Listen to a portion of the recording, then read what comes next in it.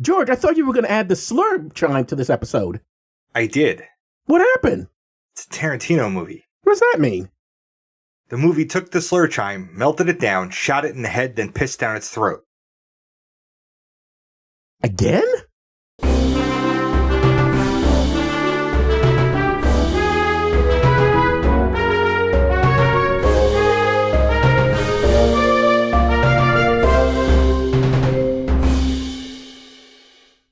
Welcome to Does This Still Work? The podcast looks at always and asks, does this still work? I'm Joe Dixon. And I'm George Romacka, and today we're discussing Reservoir Dogs from 1992. 1992, yeah. And some historical context. First, podcasty stuff. Podcasty stuff.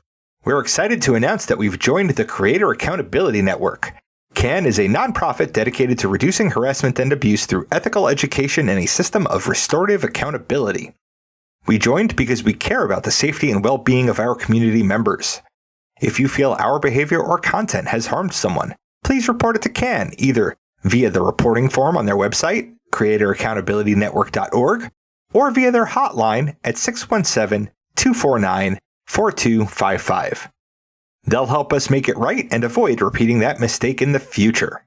CAN also needs volunteers from our communities to help with their work, so if you have skills you think would be helpful, or time and a desire to help, please visit their website to find out how you can volunteer. Most importantly, get the word out to other creators who you think would be interested in getting credentialed. Help us build safer communities together. You can reach us at ttswpod@gmail.com, on Facebook, Letterboxd, and on our YouTube channel. Joe is on Blue Sky at joedixon.bsky.social. Please tell your friends about us, even the ones who really are undercover cops, and leave 5-star ratings everywhere.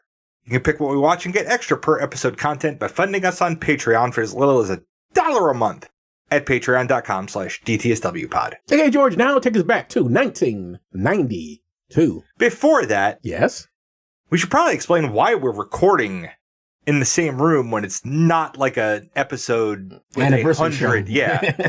We were invited to Noah's birthday party. Noah from the Puzzle and Thunderstorm guys. No illusions. Yes. So Joe came over and we're going to launch from here to go to that. So we figured we'd record today instead of tomorrow, because sometimes these things bleed into the next day and we weren't sure we'd want to record tomorrow. Now, to be fair, I never want to record, but that's another story. Yeah. So just in case you're listening to this one, Noah, happy birthday, even though I'm going to tell you that in a couple hours anyway. Yes, happy birthday, Noah. All right. He never watches this. No one we know watches our goddamn content. If you're not friends of ours, please tell your friends about our podcast, because our friends don't give a fuck.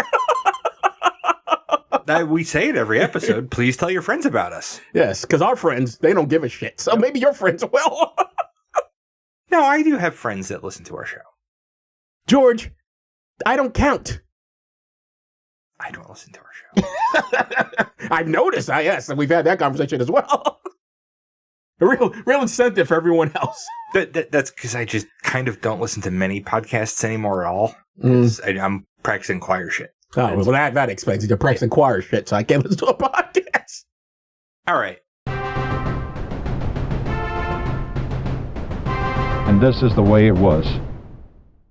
So this is a film about a jewel heist gone wrong.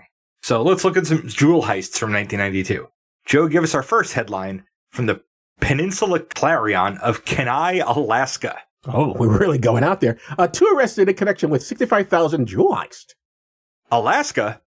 Alaska. Alaska. I've heard of that place. That's right. A state with more than 29,000 times the area of Manhattan, but less than half of Manhattan's population. So mostly polar bears, I guess. Occasionally, it has people steal from each other. In this case, a couple of thieves stole $65,000 worth of jewelry from someone's house. Police recovered at least $10,000 worth of it from the thieves and from a local pawn shop. Like, the town had less than 7,000 people in it. What are the odds that you could steal from someone in that town and pawn those jewels in the same town and nobody's going to catch on? I would imagine that would be pretty difficult, actually. Yeah, like it's zero, because obviously. However, if you do steal $65,000, be sure to give some to your favorite podcast show. Yes, especially the one that doesn't have a job. Donate to us, especially. Yeah, because I don't have a job anymore, so I really need help. I'll be homeless soon. Or I'll have to end up living with George, which will be even worse than being homeless. Although George will finally get to see me naked, which is his only fantasy. I mean, I've seen most of you. I just haven't seen all of you. All of me. Why not take all of me? Can't you see I'm nothing without you? That's Billie Holiday. I'll give you all of me if you give me all of you. Okay, that's white people shit. I know the song, but I have no idea who sings it. Fuck, who does it? Is that Teddy? No, it's not Teddy Swims. No, that's because Teddy Swims turns out to be a white guy that... Teddy Swims is a singer called Teddy Swims. This is the best opener we've ever done, ladies and gentlemen. We do this show. We're in the history segment. John Legend. Jesus Christ. Oh, that's right, John Legend. Well, he's kind of black, I guess. But that's Teddy Swims. Oh, I have no idea who this gentleman is. He's a lot of tattoos. You've definitely heard Lose Control. Probably. I've heard a lot of songs. I have no idea who sings it. I'm one of those people. All right, on that. Now that we derailed, let's get back to the show. Sometimes the cops just get lucky and a jewel thief falls in their lap, metaphorically speaking. Joe, give us our second headline, this time from the Fort Pierce Tribune of Fort Pierce, Florida. Jewel heist cut short by traffic stop. This guy was driving around in Florida in a new car with tinted windows. He gets pulled over for not displaying his temporary license plate, with an excuse that he was worried that it would mess up his window tinting, because he'd have to tape it up in the back window. Okay. The cop runs his license, and it turns out he's wanted for a $3 million California diamond heist. Ooh. He'd been working at a jewelry store, showed up with a briefcase, gun, and duct tape, bound 2 employees, took the diamonds and cash, and fled. Huh. Like, what was he even thinking? He didn't even bother changing his name, getting a fake ID or anything. Yeah, well, sometimes people really don't think these things all the way out when you're doing a jewel thief thing. You must not.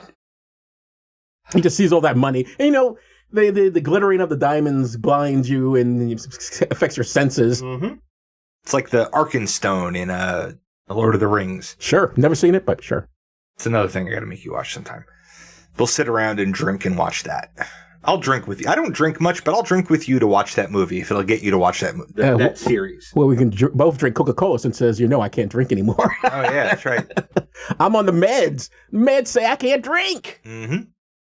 Can do all the weed I want, apparently, but I can't drink, which is interesting. Yeah, because you can still do edibles. I can definitely do edibles, yes. Yeah, I know. Alcohol and weed are just different things. That's why they're defined as such. Yes, so I have separate words. Sometimes, and let's remember the context of jewelry heists here, the police are the problem. Well, aren't they always? Well, actually, forget that context, because even this story can't remember it. Joe, give us our last headline from the Rockland Journal-News of White Plains, New York. White Plains. I used to work there. Trooper anniversary besmirched.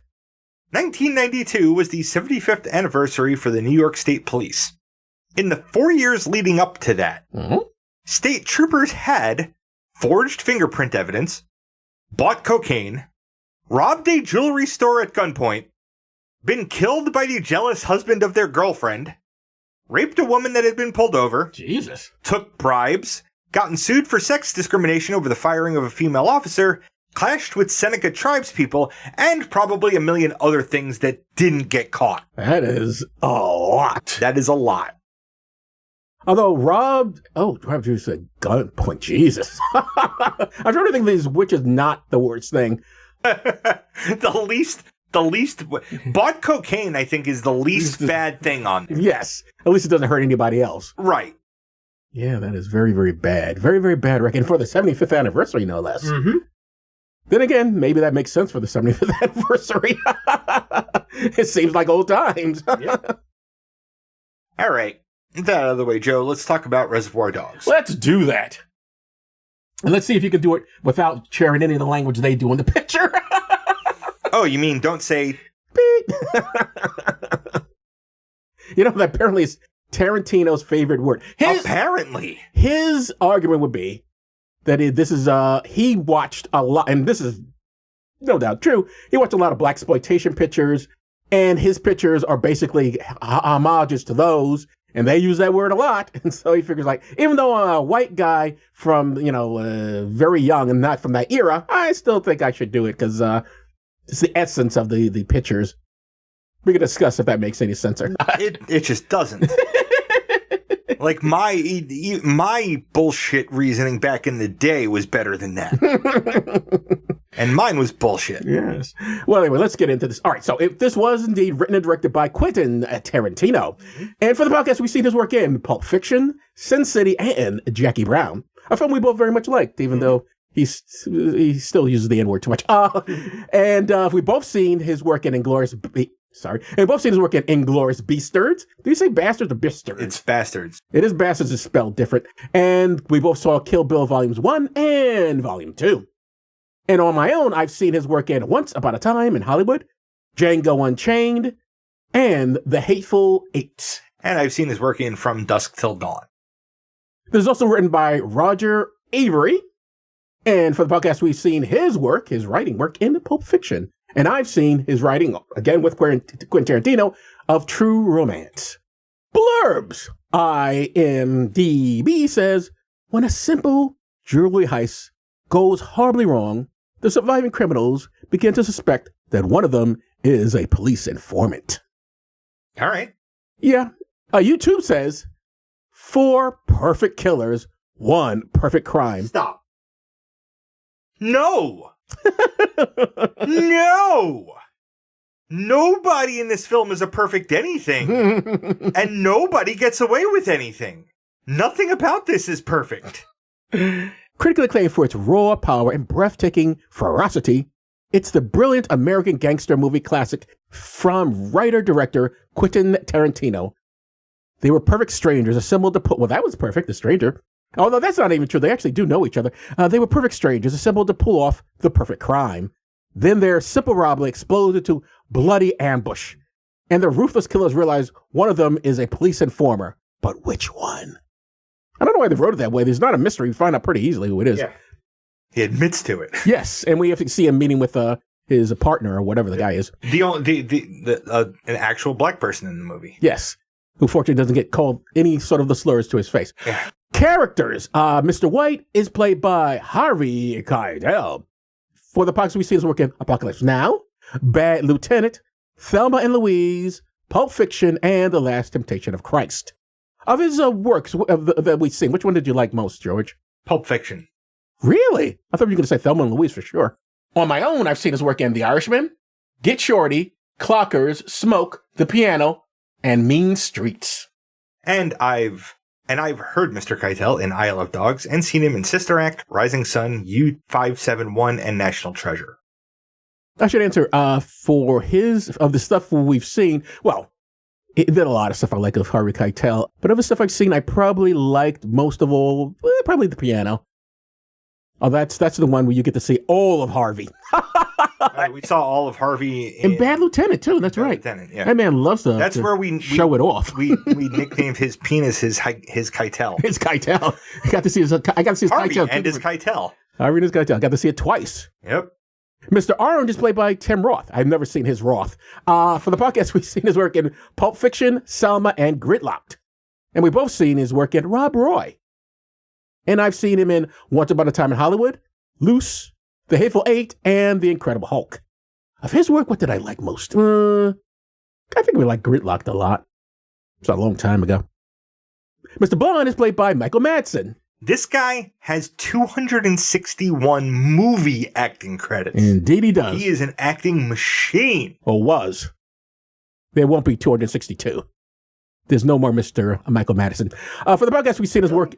Oh, he's gone. He is gone. That man is dead. Oh, he died last year. Mm-hmm. Okay. Because I saw, he has something he's in coming out. Oh, that's right. There is stuff still coming out. Quite a few, actually, I saw. Yeah. I remember that now. Yeah, you're right. He's got at least 4 different pictures still coming out. The man worked a lot. What can you say?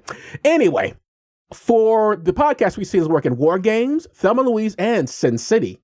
And both George and I have seen him in Kill Bill Volume 1 and Volume 2. And I've seen him work in The Hateful Eight and Once Upon a Time in Hollywood. And I've seen him in Free Willy, Wyatt Earp, and Die Another Day. All right, he was Halle Berry's boss on Die Another Day, right? I think so. He was like head of the CIA or some such thing. Nice Guy Eddie is played by Chris Penn. That would be the brother of which Penn? Sean. That's right. He is also deceased. Yep. For the podcast we see, He died a while ago. He did die a long time ago. For the podcast we see his work at Footloose. For the podcast we see his work at Footloose. And To Wong Fu, Thanks for Everything, Julie Newmar. And on my own, I've seen him in Shortcuts, True Romance, Rush Hour, and The Funeral. He is excellent in The Funeral. Mr. Pink is played by Steve Buscemi. For the podcast we've seen his work at Fargo, Coffee and Cigarettes, The Big Lebowski, Big Daddy, Con Air, and Pulp Fiction. And on my own, I've seen in The Death of Stalin, Dead Man, Mystery Train, and Living in Oblivion. And I've seen him in Rising Sun, Escape from L.A., The Wedding Singer, Armageddon, Mr. Deeds, and Big Fish. I've heard him in Final Fantasy, The Spirits Within, Monsters Incorporated, and Hotel Transylvania. Mm-hmm. He's also like a regular in Adam Sandler films, right? Mm-hmm. Joe Cabot is played by Lawrence Tierney. And for the podcast, we've seen him in Gloria. And both George and I have seen him in The Naked Gun. And I've seen him in 2 Days in the Valley, Junior, City of Hope, and Prince's Honor. And I've seen him in Armageddon. What's weird about Lawrence Tierney is his career goes all the way back to the 40s, and yet somehow I've never seen any of his old movies. I watch old movies. How I've missed this man, I do not know. So let's get into the plot. Okay. I haven't seen this movie in over 30 years. So the biggest surprise for me on rewatch was how much like a play this movie is. It's written like it was a Broadway play that was adapted into a film. Don't get me wrong. I know this was never a theater piece, but think about it. The story mainly takes place on one set, and it's very chatty. For all the vaunts here, the main focus is guys talking to each other. A lot. Which is cool. I don't mind. I just didn't notice that before. Okay. This is my first time seeing it, so so I can just agree with that assessment. Anyway, the plot is very simple. A man wants to rob a diamond distributor. He hires some guys to do the job. One of the guys will turn out to be an undercover cop. We don't see the robbery, but we do see the end results. Most of the criminals are dead, and the only ones still standing are Harvey Keitel, Michael Madison, and Steve Buscemi. Tim Roth also makes it out, but he's been shot. They hang out in an empty warehouse, waiting for the big boss, played by Lawrence Tierney, and that boss's son, played by Chris Penn. And yes, for you who don't know, I've already said it, that's Sean Penn's brother. Uh-huh. There's a lot of yelling before ending and everyone shooting each other. Mm-hmm. The only person not shot is Steve Buscemi, but we hear off screen him having a shootout with the cops. It'll turn out that Tim Roth is a cop himself and was spying on these guys in order to arrest Lawrence Tierney. An arrest that could have happened well before the botched robbery. Hell, the police could have picked him up right after the opening scene where they sit around talking about the value of tipping. And yes, that does happen because the movie, as I said, is very chatty. Also, they are all armed at that point. The police already know they are off to knock the place over. They could have rolled up on them then, in that moment, as they walked off to their cars. But we will discuss that. George, that's my summary. I left out a lot. Would you like to add anything? And remember, you hate saying no. So come up with something. I hate saying no, but like, not for nothing. These guys, like, all of these characters do have some personality to them. Sure. The Michael Madsen character is a fucking psychopath. Mm-hmm. Tim Roth is playing at, like, he has a dual role. We spend a good 10 minutes watching him rehearse his, like, origin story to sell himself as a drug dealer to these people in order to get into their thing as an undercover cop. Harvey Keitel is sort of like the older, wiser, like, mentor-ish type person. Yeah. Steve Buscemi is just playing what Steve Buscemi plays in every fucking movie he's in. Same kind of Weasley character. No, in The Big Lebowski, he's not Weasley. Coward is also usually... Is he a coward in that?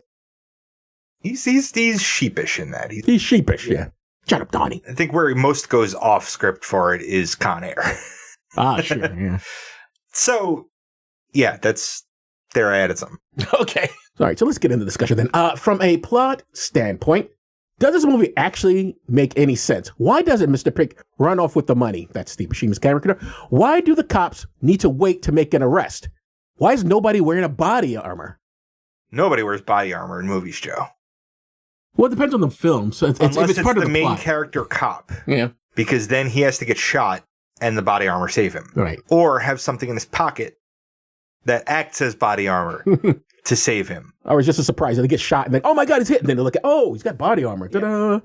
Pink doesn't run off the money because the boss knows who he is. Oh, that's true. I guess he could get caught. Yeah. And the boss has other guys he can send. So, like, you can't just fuck him over. He knows where to find you. Unless the cops pick him up. But he doesn't, that doesn't factor into their planning at all. No. And Buscemi doesn't even clock that there's probably a cop until he's back at the warehouse. And Keitel's like, somebody's a fucking cop. Well, he's the one who automatically thinks, no, says we had to be set up. Because they say when they get there, they're already, the cops, they get there, the cops seem to already be there because guys get there very quickly. Which again, like, why do the cops, when you rob the joint? Stop. How many innocent, I mean, they even say innocent people are shot. This is like, if this were true in real life, the cops would get a nice little tasty lawsuit because they fucked this up real bad. But anyway, for myself, yeah, I don't think this makes any sense. Okay.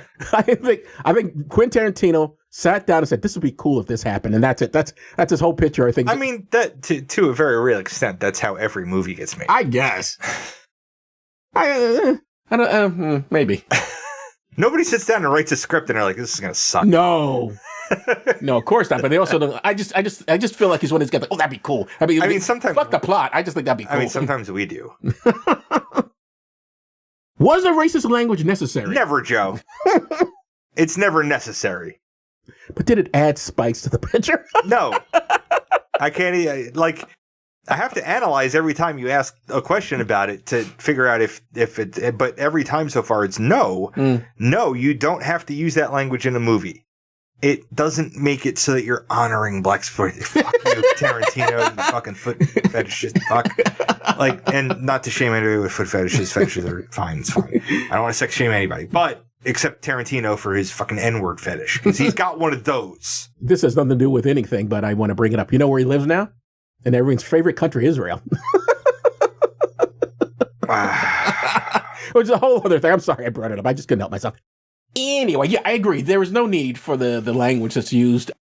And most of the times not. I mean, you can make an argument, certainly, then some films just would make no sense, especially if it's based on something real and the character really talked the person really talked that way, then it'd be weird if this racist character isn't saying racist things. It doesn't make any sense. Yeah, but except I can't even, like, if you watch a movie like that and nobody utters a racial epithet, you can still make the movie and it makes sense and everybody get across the characters they need to be playing without using those specific words.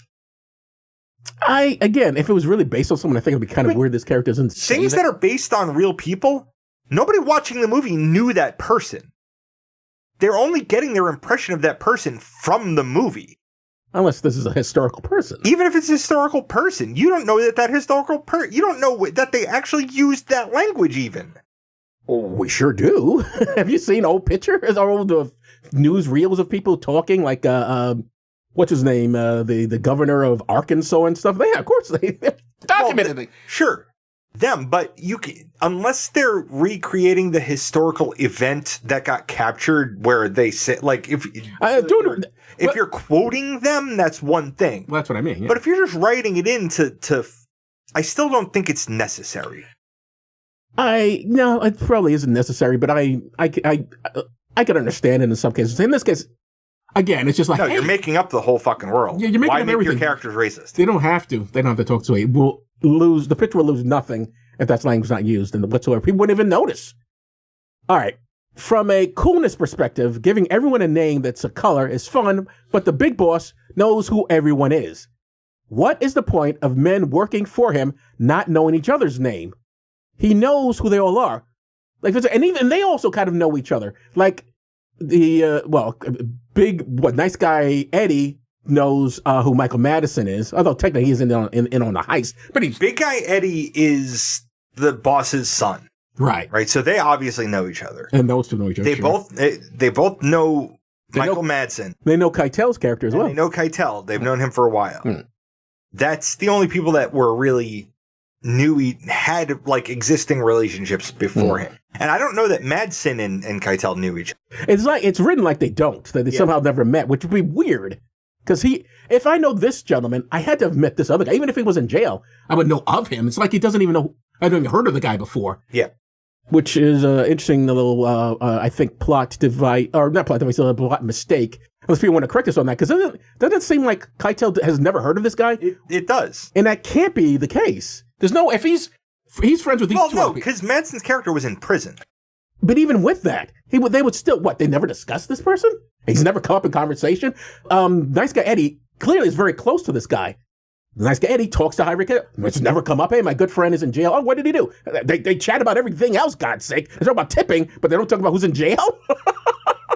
I mean, they're little chatty dolls here. There's no way that wouldn't have come up. All right.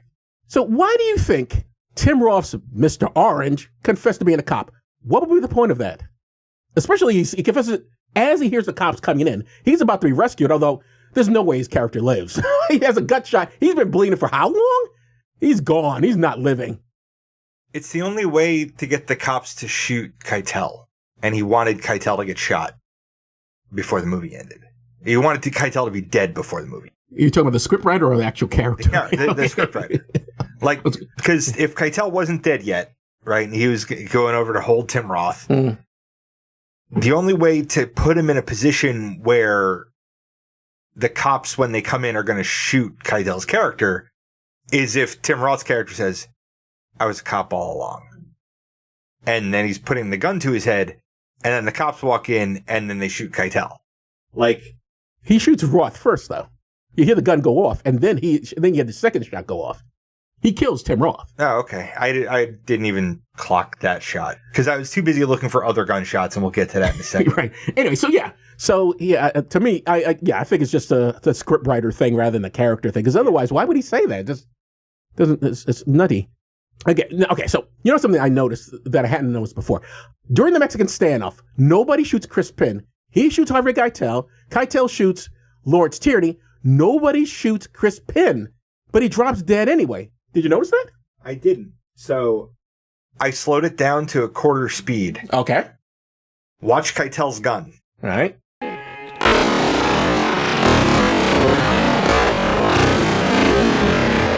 Oh, I guess he does fire. Yep. He fires 3 times. He's pointing at 2. He points. It's like he shoots the big boss, and then he does manage to hit Chris Penn. But his gun activates a second time, and you don't see the muzzle flash because frame rates. Wow. But what? Shot 1, 2, 3. He does shoot the both of them. Then I'm mistaken. I did not notice that. All yep, right. And that was a fun little thing for me to figure out how I was going to handle that with you in the room. Because otherwise, the way it looks is like he never actually turns to shoot him. But he does. He managed to get off a shot. Although when you see Chris Penn's character lying there, there's a shot in his head. It doesn't look anything like he shot Chris Penn where Chris Penn would have to be shot to be dead from one shot. Right. It looks like he shoots him in the fucking thigh. Yeah, it's sort of aimed down. Yeah, it's which might be a safety thing, right? I think it's just a mistake. Sure. It's it happens so quickly. Yeah, it's hard to tell. That nobody's you're not really looking for it. I had to slow it down to quarter speed to really get a handle. Yeah, if you hadn't slowed it down, I would not have noticed that. I did not see him turning. Tarantino is quoted as saying he named this movie Reservoir Dogs because it sounded right. And I dare say that's the whole movie. Everything that exists in this film is because he thought it looked or sounded cool. And I've already made that point before. And do you agree with that? Everything in this film just exists because he thought it sounded cool? The suit jackets that they all wore were actually donated by a clothier that loves the genre and was like, oh, I'll fucking give you jackets for this. But their budget was so scant that all the actors wore their own clothes. Oh. Including Chris Penn's fucking tracksuit. Huh. Everybody else, Buscemi was wearing jeans, his black jeans under his... I didn't even notice. Yeah, they were wearing their own clothes under these suit jackets. Nobody noticed, and they all looked the part. Yeah, that worked. Yeah, I know. Yes, everything in this film was there because somebody thought it would be cool. I know Michael Madison apparently used his own car. The car that you see driving in this is apparently his own car. Because otherwise, it doesn't make sense because Because a character, with that character, that type of character really be driving a car like that. Because that thing it was a pink Cadillac or something. Wasn't it pink? Am I crazy? I don't remember. It was a color that character probably wouldn't be driving. You can see something like Matt Adamson driving around in it, but that character now, he'd be too insecure about his sexuality. Driving a pink car? Nobody's going to think I'm a queer. Anyway, speaking of the characters, do you root for anyone in this film? And do you have any emotional involvement with any of them? No. None. I couldn't give a fuck about anybody in this movie. At all. Like, a little bit I felt for the poor black woman that ended up shooting Tim Roth's character when he had to try and steal her car. That one wasn't black. That one was white. How did you change her color? Unless I'm changing her color. All right. I feel like we have to answer that one. Hold it! Hold it! Right there! You're right. She's white. Get in the fucking car!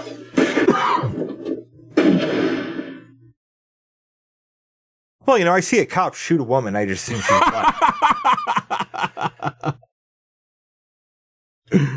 So I agree with you, though. I have no emotional investment in any of them either. I do remember liking the film quite a bit when I first saw it, but I don't know if then I really cared about anybody. It was just a thing I was experiencing, not so much as like, wow, that really moved me in some way. Yeah.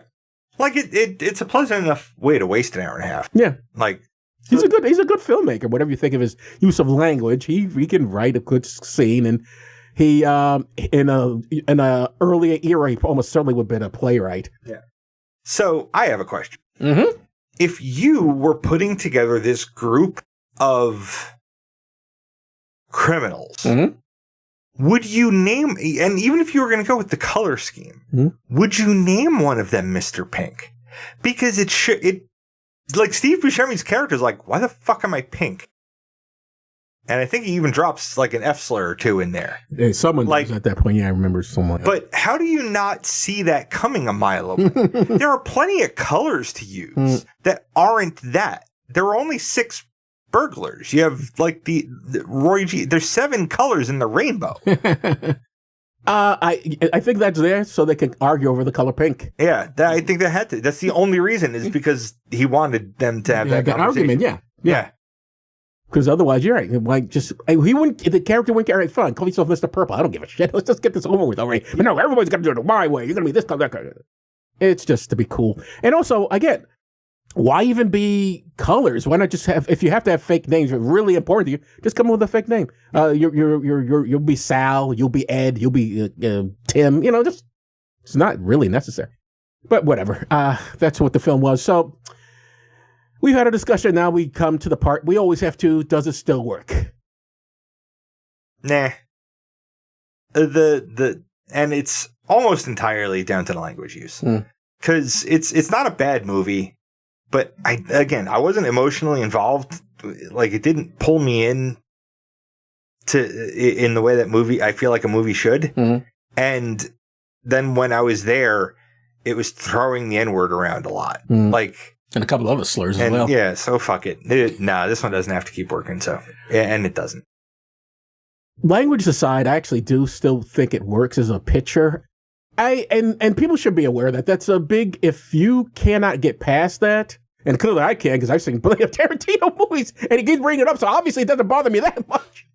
But if you want to be like, I don't need this shit, then you have every right to go like, fuck Tarantino, fuck this picture. Yeah. Absolutely. But for myself, I don't know. Maybe something bad about me, but I was okay with it. I shouldn't say that, not okay, but it didn't ruin the rest of the film for me.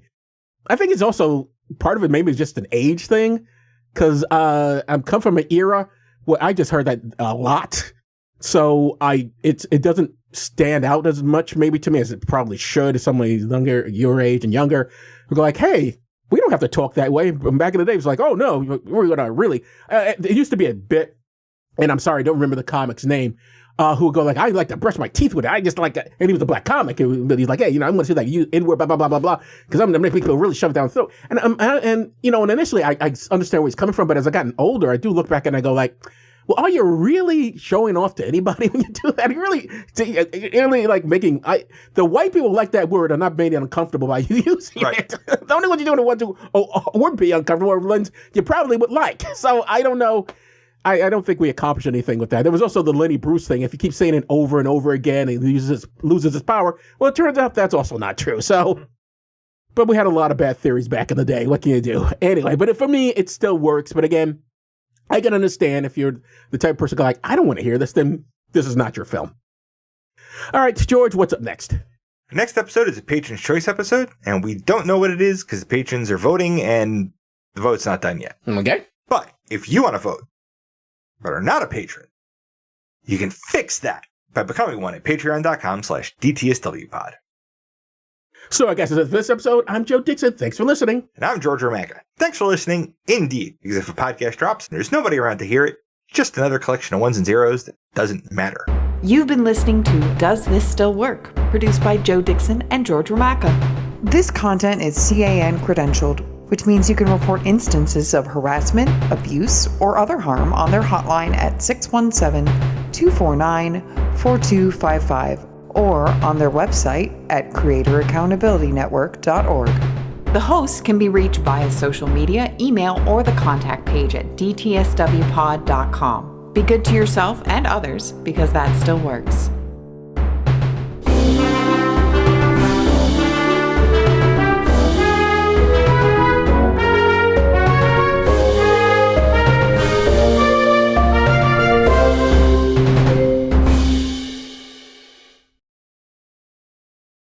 Ready? Oh, I snapped your neck. Yeah. Okay. No, it felt great. Oh, Jesus. I that click. Holy fuck. You have a disease or something? Your bones are brittle? What the fuck? That's right there, too. Like, that Oh, that's is that click. Wow. Dear Ann Landers, I'm a 22-year-old man who just recently moved out of my mother's home. Dear Miss Manners, during our wedding reception, a number of friends mentioned to us that the wife of one of my best friends was passing out bright, orange with black print, flyers for her new house cleaning business. Our wedding colors were orchid and black. Alright. And from Dan Savage's Savage Love. I'm gay and have been in a monogamous relationship with my partner for nearly 4 years. 2 years ago, I was experiencing a strong desire to open up the relationship,